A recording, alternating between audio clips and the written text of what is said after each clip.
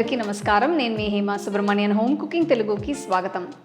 Chilli paneer, chilli baby corn, chilli gobi ఇవన్నీ మనం ఎప్పుడు విన్న పేర్లే.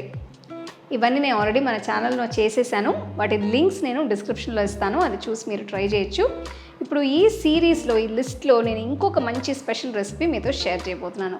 ఇది చిల్లీ చనా. మనం కాబులి చనాతో ఈ రెసిపీ చేయబోతున్నాం. చాలా డిఫరెంట్గా, చాలా టేస్టీగా ఉంటుంది. సో రండి, దీనికి కావాల్సిన పదార్థాలు ఏంటో ఇప్పుడు మనం చూద్దాం. చిల్లీ చనా కోసం నేను 1/2 కప్పు కాబులి శనగల్ని తీసుకుంటున్నాను.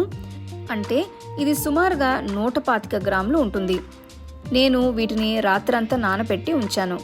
ఇప్పుడు వీటిని ఒక ప్రెషర్ కుక్కర్లో వేసి సరిపడని నీళ్లు పోసి కొద్దిగా ఉప్పు వేసి 3-4 విసిల్స్ వచ్చేంత వరకు ఉడికించాలి. ఇవి చక్కగా ఉడికాయి కాబట్టి ఒక బౌల్లో వేసి కొద్దిగా ఉప్పు, కొంచెం మిరియాల పొడి వేసి ఒక్కసారి టాస్ చేయాలి. ఇప్పుడు 4 టీ స్పూన్ల కార్న్ఫ్లవర్ వేసి మళ్ళీ అంతా టాస్ చేయాలి.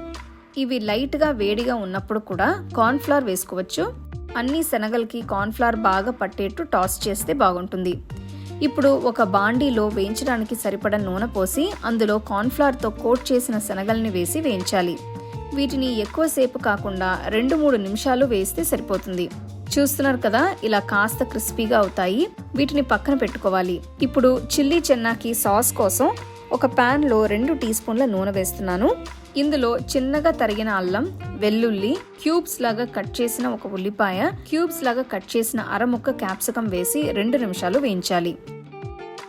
ఇప్పుడు 2 టీ స్పూన్ల వెనిగర్, 2 టీ స్పూన్ల సోయా సాస్, 2 టీ స్పూన్ల చిల్లీ సాస్ వేస్తున్నాను.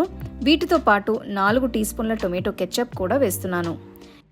ఇదంతా బాగా కలిపి 1/2 టీ స్పూన్ మిరియాల పొడి, ఇంకొంచెం స్పైసీనెస్ కోసం చీల్చిన 2 పచ్చిమిరపకాయల్ని వేసుకోవాలి. నెక్స్ట్ తరిగిన ఉల్లికాడ గడ్డలు వేసిన తర్వాత వేయించిన శనగల్ని వేసి అంతా బాగా కలపాలి.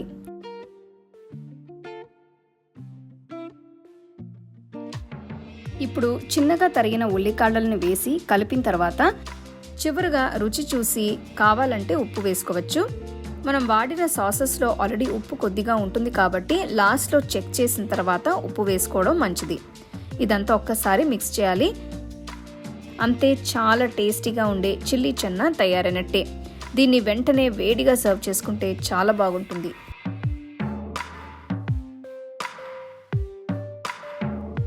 సో కాబులి చనాతో ఇలాంటి డిష్ కూడా చేయొచ్చా అని ఇప్పుడు మీరు తెలుసుకున్నారు కదా. సో ఇంకెందుకండి ఆలస్యం, తప్పకుండా కాబులి చనాని మీరు కొని నెక్స్ట్ టైం ఏదైనా డిఫరెంట్గా స్టార్టర్ రెసిపీ మీరు ట్రై చేయాలనుకుంటే ఇది ట్రై చేసి చూడండి. అందరూ బాగా ఎంజాయ్ చేస్తారు. తప్పకుండా ట్రై చేసి ఎలా ఉందో నాకు చెప్పండి.